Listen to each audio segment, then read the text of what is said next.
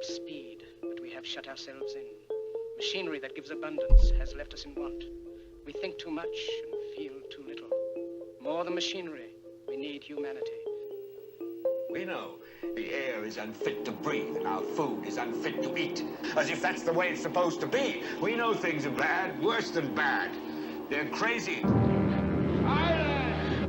The great and powerful Oz knows why you have come.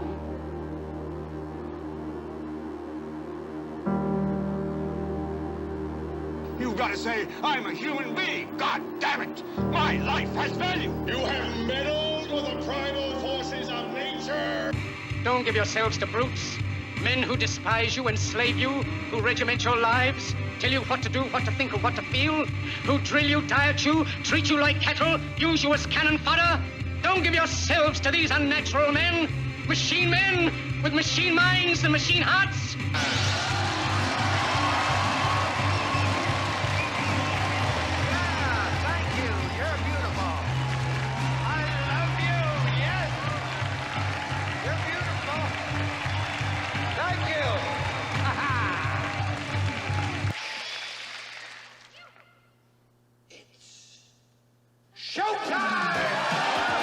And now, Reality Rants with Jason Bermas. And who loves you? And who do you love? Good morning, good morning, good morning. It is Reality Rants. I am Jason Bermas. It is redvoicemedia.com. And today, we're going to be talking about the planned implosion of our economic system. And one of the things that I hear echoed again and again and again and again, and have over many a year, being in this game for a extremely long time, is that the empire is collapsing. Empires always collapse. They get too arrogant. They go too far. The empire is collapsing. Well, let me propose a different scenario for you. This is a planned implosion of the highest order, okay? Don't get me wrong. The collapse is happening before our very eyes. But what people don't understand, whereas other collapses of large empires, although managed to some extent, were not planned in the manner that this one has been planned. Right now, Joe Biden being crowned the emperor is truly the end. Talk about the emperor has no clothes. The emperor has no cognition left. Okay? So when he signs executive orders exploring a digital dollar and a CBDC, it's a big deal because he's not in charge at all. Not even a little bit. Okay, now Celsius and Genesis, crypto $1 million question remains. Will customers see any of their money again? Yeah, Genesis is done. Celsius, FTX, huge clean out of the cryptocurrency market. Now, is that over? I'm the last guy to ask. I'm certainly no expert on that market, but what I think is happening is you look at how corrupt FTX was. And the guy that's supposedly the mastermind, isn't even in jail. Talk about how outwardly corrupt the system has gotten. He's not in jail, okay? And the people that posted this ridiculous bond of $250 million are being protected by the court systems. And it reeks of money laundering, of a Ponzi scheme beyond what anybody could imagine, political corruption, all of it. And you look at, again, the person that they put in the front of this, and don't get me wrong, culturally, we've always seen that really weird tech nerd, right, as kind of an archetype. Somebody's a little bit off. Got a little bit of genius in them. That guy didn't scream genius ever. Scam, bankrupt, fraud, right? I mean, seriously. That guy looked like he should have been a Muppet and the third roommate of Bert and Ernie. I'm serious. And it's not to pick on his appearance. His demeanor was cartoon-esque. Cartoon-esque. We'll see where that goes. But let me tell you where this is moving.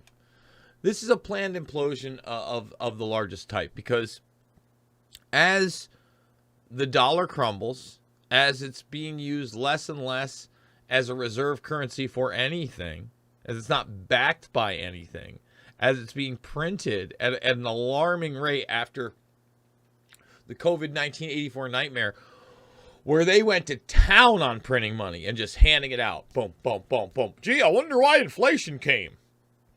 And now, inflation is on a pace that I don't know if I've ever seen in this country.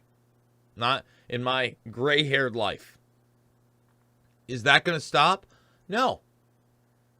No, it's not. In fact, it seems like that train is going to be rode until what happens? Well, until there's some kind of an event. And what do I mean, some kind of event? Well, I mean, the World Economic Forum is talking about cyber events. We're seeing very, very odd cyber events and shutdowns of power plants. We're seeing aviation being disrupted by this. So you get something like that. Or, we've started a war via Russia and Ukraine that we're running and directing on the ground via mercenaries.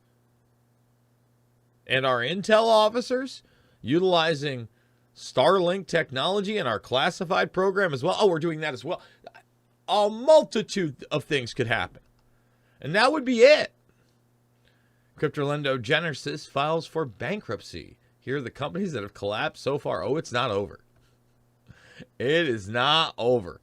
All of this coming down in the last month. Mighty dollar loses a little bit of its shine as 2023 approaches. Just a little bit of its shine. Oh, Bloomberg. How sweet you are. The greenback is still up more than 6% since the end of 2021. 6%. And the greenback's up 6%, just like there's only 8% inflation. And I'm supposed to ignore. It's not just. First of all, let's start at the baseline. Let's come back a little bit. Let's start at the baseline of in-your-face, outward inflation, okay?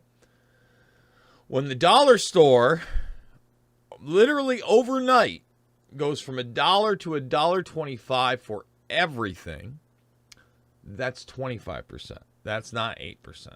Now, there's a multitude of goods there, isn't there? Just about anything under the sun that can be scaled up to a microchip level, from toothpaste to spatulas to paper towels to syrup and hot sauce, right? To deodorant, to shampoo, it's all there. That's baseline. Baseline. Then you start looking at the increase in your electric and heating bills. And oh my, some people got it creeping up, 5, 10%, some 20%. Some people, they're taking them to town, doubling and tripling their bill. Now, is that what 8%? It's just 8%. No. So rolling planned implosion. You've already been humiliated globally and under a massive, massive psychological warfare campaign the last few years, the likes of which we've never seen. I mean, it's there all the time. They call it programming for a reason. That's not hyperbole. And subconsciously, these Bernaysian tactics, they work on all of us. They work on me. They work on you. They work. They're proven. MK Ultra scaled up to all of us. Okay? So you've already been degraded. You've already been beaten down. And people are losing it, man. They're losing it. We got two, like, ridiculously, like, over-the-top shootings over on the West Coast of older men. Not following, the tagline of these young, angry, incel, white supremacist bigots. No. If you saw what happened yesterday, and from reports, and these are just reports, but this guy, in a work-related incident, I covered a little bit with John Fitch, had always been an upset individual, finally snapped, killed 7 people at, like, a mushroom farm. No, not that kind of I know what the audience is thinking. No. And I ask myself, was this guy prescribed any type of big pharma medications?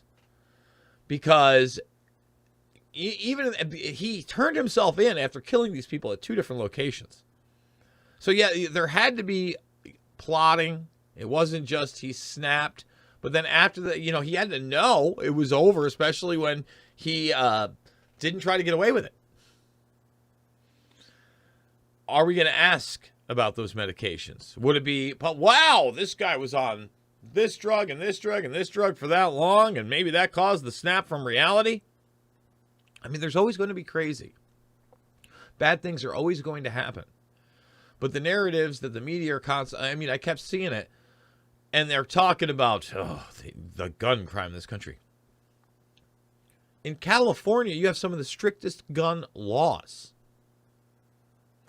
So another aspect of this degradation of society, and it's been apparent with this no cash bail and crime reform and the mantra of defund the police. I'm not even the biggest advocate for law enforcement. I think that they need to be held more accountable in many cases. I don't like the good old boys club. I don't like the corruption from within. Okay? So, look, I don't usually make it along racial lines. Clearly, there are racists in the world, and if that happens, we need to do something about it. That person needs to be dealt with. But in more cases, I see excessive force and brutality as an issue. I see corruption where you get to the level where some of these guys are literally, especially in high crime areas in inner cities, cliques where they are working with organized crime, or they are organized crime themselves, selling drugs, sometimes in the human trafficking game. We've went over several stories over the past few years of this happening in New York City, happens in Chicago, D.C. I think that we would be remiss and ignorant to think that it doesn't happen on a smaller scale in more rural areas, right? Accountability, it's a good thing. But at the same time, you need law enforcement. You need them. You need people who do bad things to go to jail.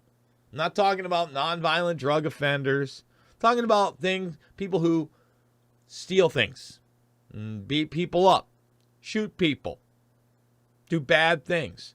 Hard drug users that then, again, traffic human beings. There's a time where, you have a hard drug user and you want to get them treatment. And there's another time that same hard drug user is a violent criminal. They are a sociopath / psychopath. They're a danger to other people, and they're committing other crimes. They need to go to jail. You need someone there to protect them. Now you're in a situation where crime is up all over the place. So while they were doing this, I'm watching CNN yesterday, and a lot of people say, why are you watching CNN? Do you like to torture yourself? I like to listen to all aspects out there. And they were talking about mass shootings, and it was like 600 plus. Sounds ridiculous, right? Six, and it is ridiculous, and we'll get to why it is in a moment. 600 plus mass shootings in the last year, and we're on pace again. So that would roughly work out to almost 2 a day. Almost 2 a day. But the definition of a mass shooting isn't someone going in and trying to kill a bunch of people or succeeding in that. It's 4 or more people being shot at a scene. Well, okay. And then now we're talking about something different. Unfortunately, gang violence is a real thing. And not only gang violence, but you get into a criminal that gets into a shootout and all of a sudden, just sprays somewhere and 4 people get shot. I'm not saying that's a good thing. I'm not happy we're at that level.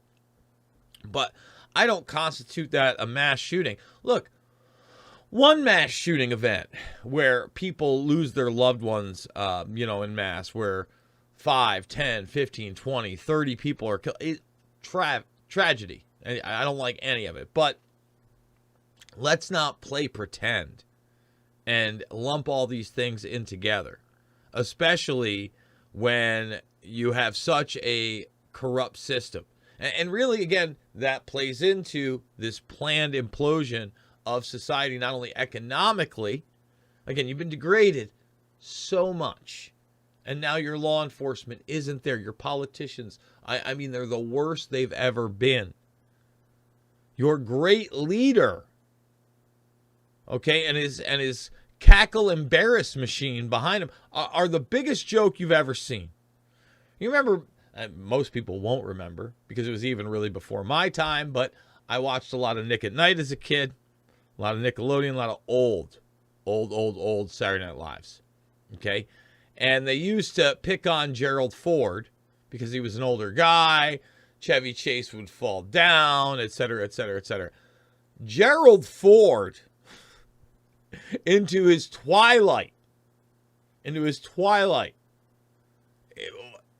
leaps and bounds better than what we got with Biden right now, period. Leaps and bounds. So, as I've said this on both sides of the aisle. House Republicans move to regulate crypto industry with a new subcommittee. Look, we already have the Securities and Exchange Commission. We already have all these laws. If people were doing their jobs, the cryptocurrency market would already be regulated correctly. But what's really happening is certain players are allowed to go super Ponzi, like FTX, and sometimes they go out. And other players that are doing the right thing, they're going to be prosecuted. They're going to be put under the microscope. They're going to be tried to work out of the game because what they, and when I say they, the predator class, those in control, those instituting these systems, don't want is a decentralized version of blockchain technology, of blockchain currency. They want a centralized version based in command and control for a social credit score that is based in a carbon credit system. That's it. And via that carbon credit system, we're talking under the skin, where you can live, what you can eat, what you can put in your body, all right, where you can travel, all of it. All of it. Like, if you watch the movie The Island, think about what's going on there and the regimentation of those people, and take it to another level. Even though they're basically a meat market, if you've never seen the film. Spoiler alert. Spoiler alert! We love the spoilers. Let's see what we got right here. Let's keep going down the line on these. Man, this is killing me. This one doesn't want to do it because it's got an ad blocker, but that's all right. We can just skip over it. There's so many of these. Why the U.S. is eyeing a digital dollar. Well, because our dollar's not backed by anything. It's certainly not backed by gold. Our economy, for the most part, is based in the military-industrial complex and big tech, and allowing our populace to be, mindless consumers in most cases. And they want to cut us off from the vast majority of that consumption. That's just where we're at. And it's not Rome is burning. This is a planned implosion to take the military might of the United States, all right, circumvent that by distributing it across the world as they bring in globalism, and make us the enemy in many, many ways. Yeah, we already are the enemy to so many out there in the world. But we're not the model because at a baseline, again, going back to where we are, no matter what you think about the founding, freedom of speech, the right to privacy in your persons and property, that just doesn't jive with the fourth industrial revolution. Okay, privacy on no level jives with we want to genomically take over the entire species of not only human beings, but every species on the planet. Okay? And I talk a little bit with Jay Dyer about that over at the Reawaken America tour. If you guys checked out the premium or went over to Podbean and listened to the premium from yesterday. CBDC projects pick up the pace as 2023 kicks off. You better believe it. That's over at the American Banker. About a dozen CBDCs have launched, according to a tracker from the Atlanta Council, which adds 17 are in pilot and 72 are in research and development. They're pushing this forward. This is the harmonization of their techno-medical fascism, of their transhumanist future and nightmare. All right, that's what this is. Make no mistake about it.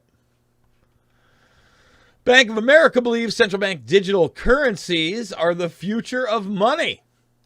And by the way, guys, every single one of these articles, I'm hammering this one home today. Hammering it home because it's a big deal. These are all these stories are just in the last month. This is the 7th. This is last week. It's everywhere there. And I got a clip which really lays it out. I don't know who this gentleman is, but they're at a university. And spoiler alert, he's kind of figured out the scam. So you know what? Why don't we do that? Why don't we bring him up? That's what we like to do. We'll do it live. Okay? Here we go. I'm pretty skeptical. I keep asking anybody at the Fed or outside of the Fed to explain to me what problem this is solving. I can send anybody in this room $5 with Venmo right now. Right? No, seriously. So what is it that a CBDC could do that Venmo can't do? And all I get is a bunch of hand waving. I get a bunch, well, maybe it's better for financial inclusion. Maybe it's better for cross-border remittances. Maybe. Is there any evidence that it is? And, they say, well, what about China? China's doing it. Well, I can see why China would do it. If they want to monitor every one of your transactions, you could do that with the central bank digital currency. You can't do that with Venmo. If you want to impose negative interest rates, you could do that with the central bank digital currency. You can't do that with Venmo. And if you want to directly tax customer accounts, you could do that with the central bank digital currency. You can't do that with Venmo. So I get why China would be interested. Why would the American people be for that? Yeah. Why would we be for that? Well, let me tell you why. If you are forced into a system where you can no longer heat your home, put gas into your vehicle, and feed your family, you will bend the knee to that subservience. When a Venmo or a PayPal or a bank, in fact, I just got a direct message from my friend Lee Stewie. I need to look into this, but apparently one of her friends, instead of just having their bank account frozen, they've just had it closed now. So if you get forced into a system where the economic establishments in place are basically in line with this new ESG thing, right? Economic, societal governance, and you do something wrong according to their mores, you speak out against a great narrative, they shut you down. You're done. You're done. You're done. So even without a system of a central bank digital currency, they're bringing you into that system. You're being crushed. So eventually you bend the knee, and now you're just part. Once that happens, it's over, just like this guy says.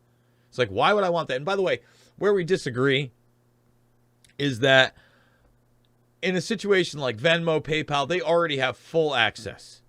They're already tracking, tracing, databasing every single digital transaction, every single economic transaction they can possibly do that is in some way open source and sellable for data. They have that. Now, legally, can they use that? Can they share that with the IRS or another law enforcement agency? More than likely not. Does that mean that they're not doing it? Of course they're doing it. I was listening to Huff, the whistleblower from EcoHealth, over on the Jonesy, over on the weekend trip over to Tennessee. Okay? And what he was talking about is something that I think needs to be discussed more and more and more. Look, by now most of us realize the Magic Box is a full-on spy kit. Full-on spy kit. Got the microphones in it, got the cameras, the whole shebango. Go back and forth. It can do the baba-da-bippe, the boobity-boppe. Okay? He begins talking about more nebulous devices that are fitted with Wi-Fi, okay, secretly and transmitting. I would contend that we're even past that in many cases, where nanosensor technology is in many ways doing that same thing, and that lower frequencies or hidden frequencies could easily be built in, and then you could access that network, and it wouldn't be like, quote-unquote, bugging somebody's home because of legalese in the wonderful world of lawyers and our security state. And I would say that's largely in place. Now, are they using that algorithmically? Have they brought that into the Borg or the Hive? I have no idea. But even that ubiquitous sensor technology is something that's discussed by Bushnell when he brags that, there's going to be this global brain that listens to all the conversations and reads all the emails, et cetera, et cetera. And all that's going to be intertwined with your geolocation, okay? And then whatever you allow to track you under the skin as well. Lovely! Fantastic. In fact, I've got a slew of of Davos related, World Economic Forum related clips, and I've even got The Great Reset itself. A lot of people know that it's a book, but there's an hour-plus forum on it, just like we did the watch-along with about half of the misinformation, disinformation, Stelter panel. For the second hour, I think that what we're going to do is we're going to dive in to a couple years back where Klaus Nutzschwab and the gang, his buddy Thierry Mallarette that he wrote this with, sit there and talk about your fourth industrial revolution slavery. But before we get there, I want to keep going down the line. There's plenty more of this. It's official.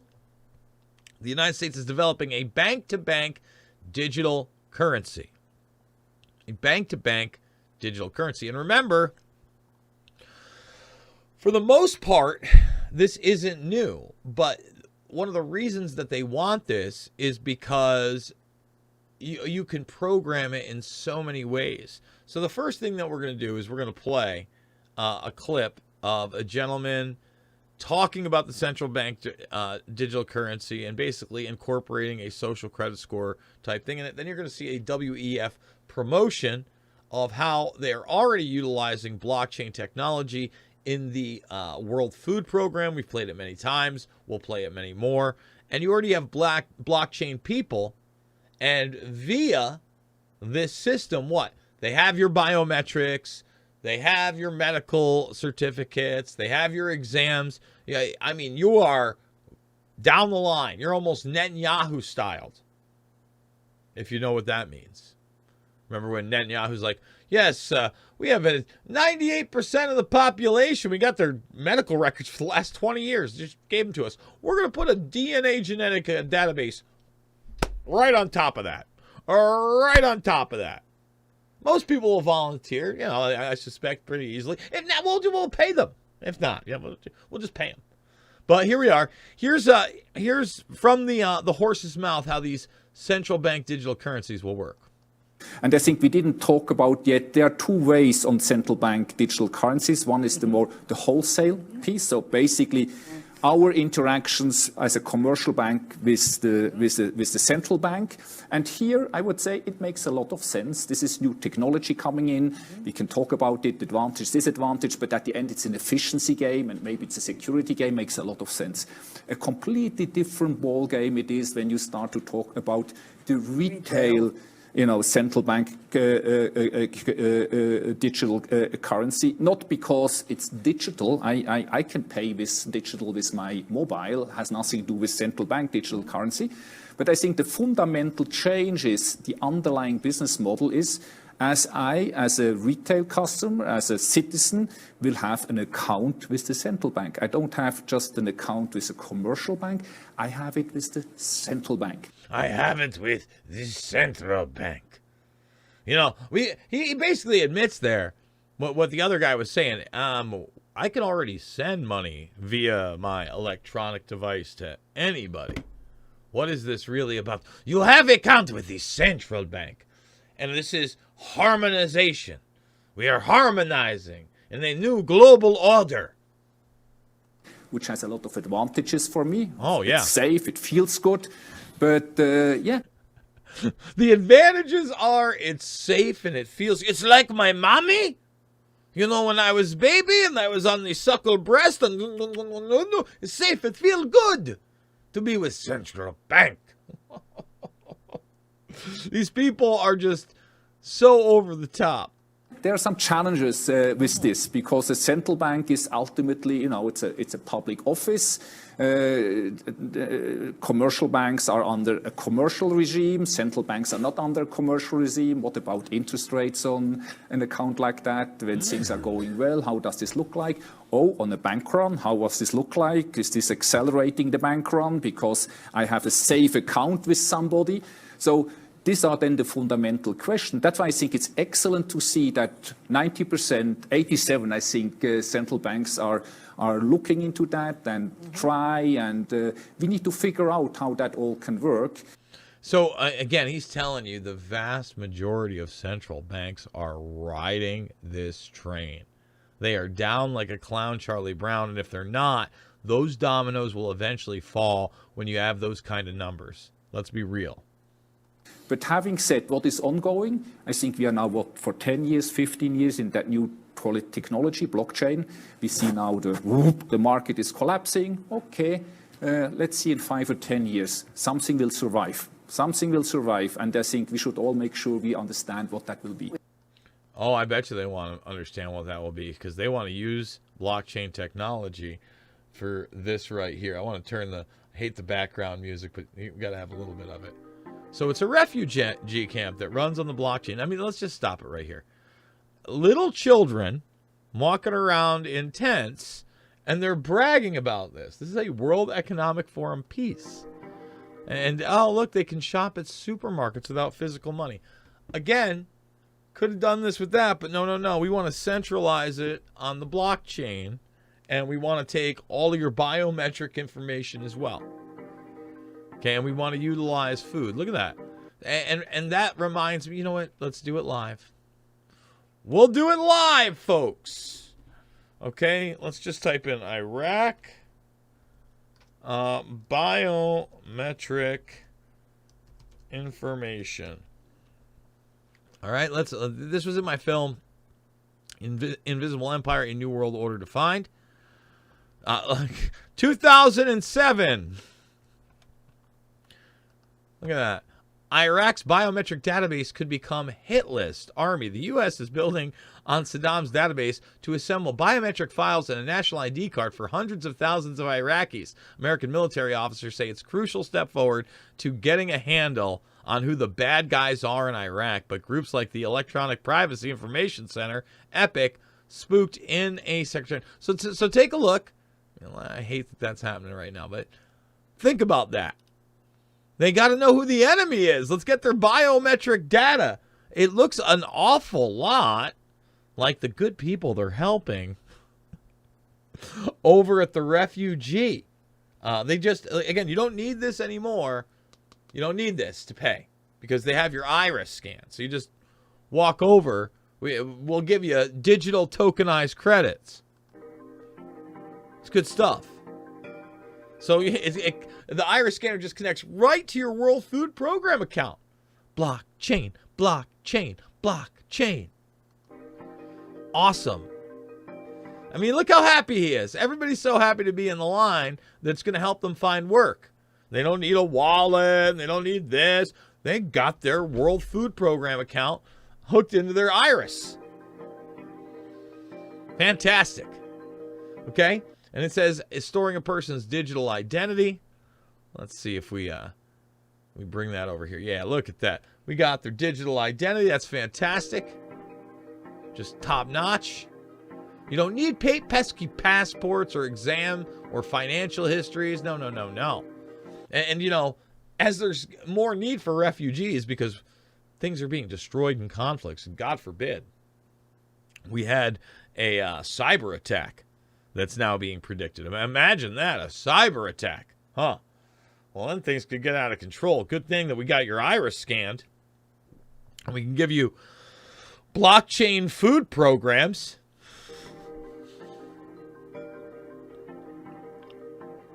Ugh. You know, we're going to cut out the middleman. We're going to pay the refugees. We're going to get rid of all these millions in bank transactions. Go blockchain. But this is no need for cash or a bank account. You don't need anything anymore. We literally have you digitally. And if you were to take some kind of a biometric device that also was a GPS tracker, you know, we could biolocate you at any time on top of it. Wow, but they never use that in like warfare, right? They never make that into a hit list, right? It's 15 years ago, this story. Wired. 15 years ago. And they were doing it even before this. 15 years ago. Let's keep on. Because we got another little WEF piece after this. It's what you wanted to keep after the COVID-19 84 nightmare. You know, we want to keep a lot of that stuff. Remember, that's a huge vehicle, and they're not done. And look at this! I've got zucchinis and soup. You know what I've always thought when I was a young man? I'm like, you know what? I'd really like to find myself on the wrong end of a food line. That's as an adult. I know I really achieved something. That when I ended up on the wrong end of a food line, and I want to encourage a society where more and more people are on that other end of a food line. I've been on food lines as a kid. They're not fun. They're not great. You're not happy. In fact, I'd say the vast majority of the people that have had that experience, especially as a young person, and were told uplifting things like, don't worry, this isn't the end, and you can change things, and if you work hard and you study hard and you have goals that you set and you work towards those goals, you don't have to be on the wrong side of a food line. Not so much in these commercials anymore. These lovely World Economic Forum ads where they're helping the downtrodden. So let's go on to the next one here, where they're essentially telling you, hey, this is what we'll keep from the last 2.5 years. And remember, when the next disaster comes, we'll have more solutions, and you can keep those too. So, like one of the things they just bask in is all the people in the mask reduce, right? At least you got one chin guy. We paused it. Props to Sunglasses and Chin Man. Good for you. We'll have a sip of coffee. And while we do that, can we get 100 thumbs up? Thumbs it up, subscribe, share, comment. Not just in the live chat, but I need comments after the fact. We're trying to beat the algorithms up a little bit. You know, when I was talking to the woman from This American Life, she was asking me what my view reach was. And that's not something I really focus on. But it is nice to know across platforms, like bare minimum, we do hit about 10,000 people, bare minimum, with every broadcast, at least a little piece. Now that RVM is involved, and we're up on Band and BitChute and We're on Rumble, on a couple channels, etc., etc. We're obviously Podbean, and somehow I'm keeping the YouTube together. Odyssey, Rockfin. Not only are we doing that, but then they clip it up. They put it on Twitter and Getter and all those other things. And those clips, some of those are getting thousands, tens of thousands of views, such as the Peter McCullough interview, etc. It's awesome. I'm so glad we have that reach. But that reach is because of you guys. And it's because I think the information that we are covering here is something that, look, do I show a lot of the same clips again and again and again? Yes. Do I show a lot of new stuff? Yes. Do I try to incorporate everything together? Yes. It's kind of part of the show. So let's keep going down the line. And again, props to you, Sunglasses Chin Man. See, we can reimagine offices. Do you see what that says? I'm working from home. Available email, phone, or what's that last thing there? Or messenger. Isn't that like right here, guys? That's where it is. I'm working from home. Available email, phone, or messenger. You're going to be automated out. And it's like I'm right next to somebody, but we need a piece of plexiglass between us. Whoever thought like the sneeze guard was the new Captain America shield that was going to stop Dr. Doom and the gang or Thanos from devastating you? I mean, talk about that psychological warfare aspect. Wow. So now your office isn't really going to be an office, even though that's bull. And a lot of people are retracting that and realizing that the productivity isn't there, and they actually do need human beings to come in and work. Who would have thunk it? There are certain jobs that certainly can be done remotely. I do this remotely. You know, I'm a one-man band, and I got a producer on the other end. That's it. And they take care of some of the streaming. I take care of some of the streaming. I produce the whole show kind of myself, in the sense that I'm the one that's going from scene to scene to scene. That's certainly not the case in a lot of these shows. You know, like I said, when I do America Media Periscope, they have somebody sitting there doing the VMix. I know for other shows here on this network, they do the same thing where they're cutting from one scene to the next scene to the next scene. You know, I feel lucky that, number one, the technology's there, but number two, I have the knowledge where I can jump around and kick out the jams. But, you know, not everybody has a job like mine. And sometimes you have to go and talk to people and look them in the eye. And it's just the way it is. And I'm sorry, there's a different feel when you're in a room with somebody and trying to get things done than when you're across the world from somebody and you're trying to get things done. Certain things can certainly be done. Certain other things, I think, need a more hands-on and in-your-face approach. But not anymore, because we've got plexiglass. And I mean, so we got another client showroom. They're clearly not 6 feet apart. It's too bad. But don't worry. They've got medical masks and somebody's got a tablet. The other guy's got a traditional style laptop-esque briefcase. They're getting things done. It's a showroom. So again, QR codes everywhere and hand sanitizer along with your masks. We're going to keep those after everything. Fantastic. And if you don't want to wear them, maybe we cut you down a little bit. Maybe your social credit score is not there. Maybe your CBDC account, not awesome. You know, good thing we've got these 15-minute cities that you can walk to everything, and they're neighborhood hubs. And you won't be able to leave those neighborhood hubs. By the way, even if we don't get under your skin with surveillance, it's all right, as you're going to find out. We'll utilize NASA technology to hone in on your heartbeat, and that way we can surveil you in real time. Let's see. They might contain gyms, bars, or art galleries. They might. And they're going to offer networking opportunities. They also might include ration centers and mandatory re-education training facilities. I mean, hey, look at that. Oh, ginger woman, ginger thinking woman. She's a...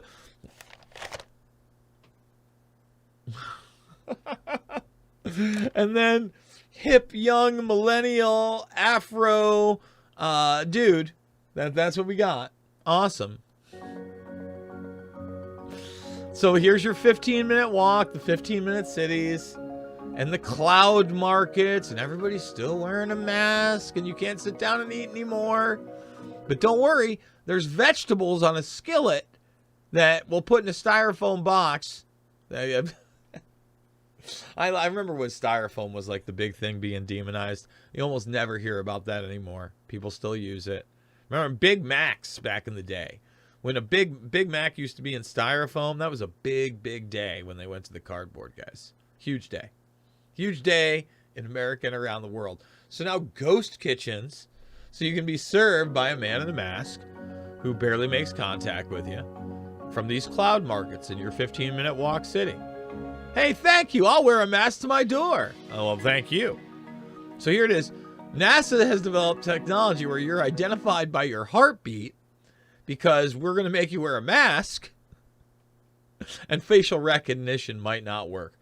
Facial recognition systems get stumped when you cover your face. Really. But that's all right, because your heartbeat's just as unique as your face, and we love the good people at NASA, and that can ID you. So we can geolocate you from there. Fantastic. Just top notch. Top notch. And if you don't think all of this stuff relates to the central bank digital currency and the command and control system, again, you're not paying attention. It all integrates together. Every little bit of it. Okay? And yeah, digital technology will change the way children learn because they want to get them away from other human beings. They want to stop those interactions. Okay? They want to get human beings out of teaching your kids and bring in AI. They want AI teachers and Zoom-like rooms, only they want to bring them into the virtual world so that they want to integrate headsets as well. Okay? That's where they are going. See, you talk about this. Homeschooling is not this. Homeschooling is when you are lucky enough, privileged enough to be in a family situation or scenario where your significant other or somebody else within the home is economically stable enough where you don't really have to work. And you can actually spend time with your child in a curriculum and go through that curriculum and teach them the basics. And that's not the easiest thing in the world. Now, there's a lot of groups out there that you can get together, and it's not just one parent. It's several, and there's socialization. There's a lot that goes along with it. But the way they want to portray it is what? Just like the pandemic, don't worry, we're gonna have you in front of your tablet, et cetera, et cetera. But really, once again, they want to bring human beings out of the education system. And while they do that, degrade you and what? Put the most inept, incompetent, insane human beings in charge of your children. And we're seeing that again and again. Oh, well, they're going to learn at their own pace. Well, listen, most kids' digital skills are off the chain already. Stop pretending. Stop play acting. But all this is virtue signaling so that when you're outside, you can again. I mean, do I have to say anything when I look at this? Yeah, there's a Australian commercial that I'm tempted to play on the YouTube side of the broadcast on the first hour, but I might just have to wait until the other side of the broadcast because it's the "We'll hold your hand." You know what? No, let's just play it. I'm gonna let it play. I'm not gonna say anything. But if you don't understand that this is part of the psychological warfare campaign to impress upon you a certain way of thinking, I don't know what to say. Hopefully that's not against community guidelines that I dare say that this commercial is no bueno, in my opinion. Just, and it's not a parody, it's the real thing. If you are to catch COVID and your body cannot fight any longer, then we will make you as comfortable as possible. We will wash your body with warm flannels and gently roll you then surround you with white cloud pillows to prevent painful areas developing. We will hold your hand and talk to you gently, laugh at ourselves and sing songs. We will turn on the electric oil burner to envelope you in sweet, calming fragrance. The lights will be low. You can relax now. When you're very close to the end, your family will be called, salty tears splashing across their cheeks while they whisper, "I love you," into the receiver, a lifetime away. At the end, after your last breath, we will be there to offer condolences. Sorry we couldn't do more. Sorry your heart is broken. We will care for you until the caretaker comes to zip you up in a thick rubber cadaver bag and roll you away. You brave COVID denier. Look at the legacy you've left behind. You are now free. That's what they played. That is a legit thing that was played in Australia. Right there on network television. That right there. I mean, what do you say to that? Certainly you can't say what you want to say on platforms that are run by Google. I mean, that's the kind of thing that was going down. And that's the kind of event that brings us in to a digitized nightmare system.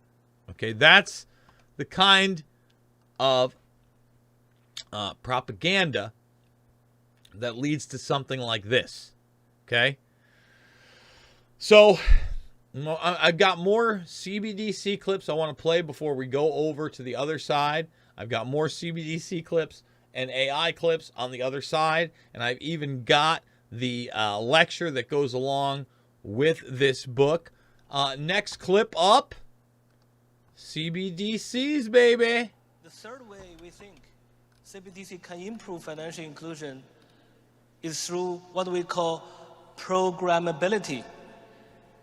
That is, CBDC can allow government agencies and private sector players to program, to create smart contract, to allow targeted policy functions. For example, welfare payment. For example, consumption coupon. Consumption coupon. Oh. Welfare payment. Oh. You mean UBI? Oh. Thumbs it up. Subscribe, share, make those comments on all platforms. For example, food stamp. By programming CBDC, those money can be precisely targeted for what kind of people can own and what kind of use this money can be utilized. For example, for food. So this potential programmability can help government agencies to precisely target their support to those people who need support. So that way can also improve financial inclusion. Of course, I want to end with a caveat, because CBDC is not a panacea. CBDC cannot solve every challenge in financial inclusion. Financial inclusion. And look, it's not solving any issues at all. None. Zero.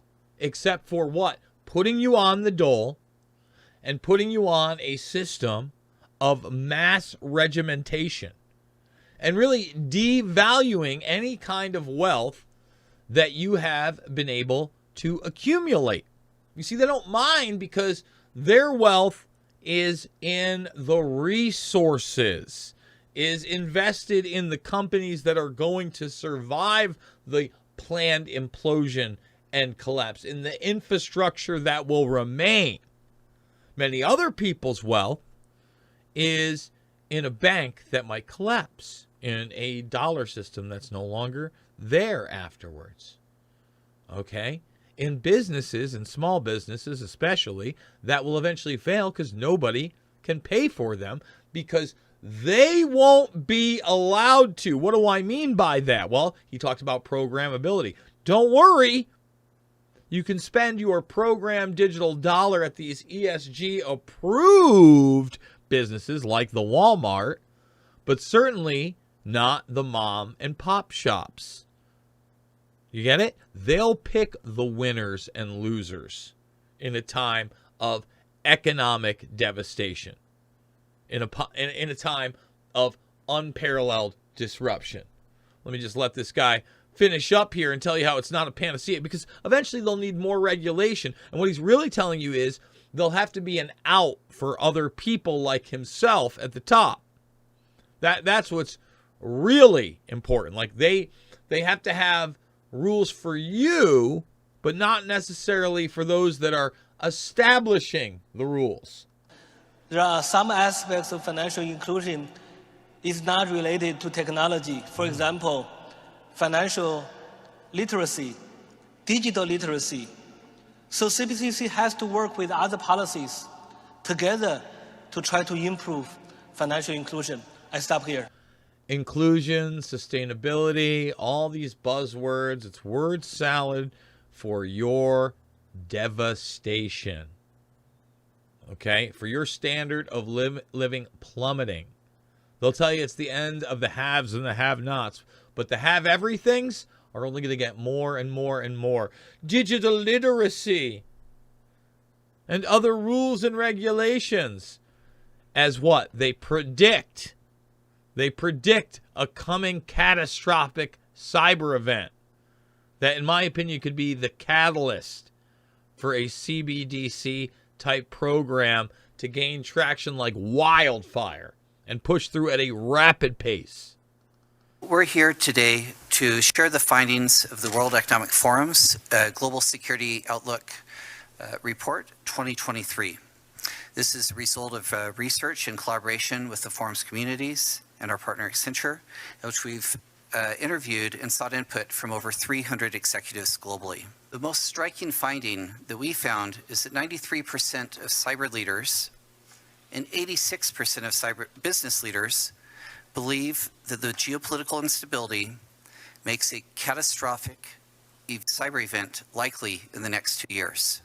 Oh, in the next 2 years, there's so much instability that 80+% of the experts are telling us this is absolutely going to happen. What? Huh? Yikes. Yikes!